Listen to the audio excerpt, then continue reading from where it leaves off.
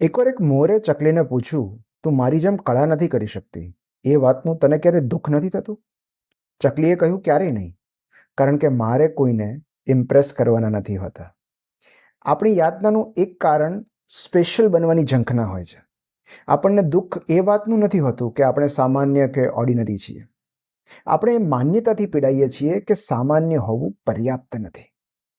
ચકલી મોર જેટલી ગ્લેમરસ નથી હોતી, છતાં એનો અવાજ આપણી દરેક સવારને મધુર બનાવે છે. કારણ કે આ જગતમાં સ્પેશિયલ બનવા કરતાં રિયલ બનવું વધારે આવશ્યક છે.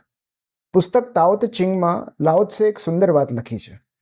જે ક્ષણથી તમે કમ્પેર કે કમ્પીટ કરવાનું છોડી દો છો, એ જ ક્ષણથી તમે એક્સ્ટ્રાઓર્ડિનરી બની જાઓ છો. કારણ કે હરીફાઈ કે સરખામણી તો સાધારણ લોકોનો ગુણધર્મ છે.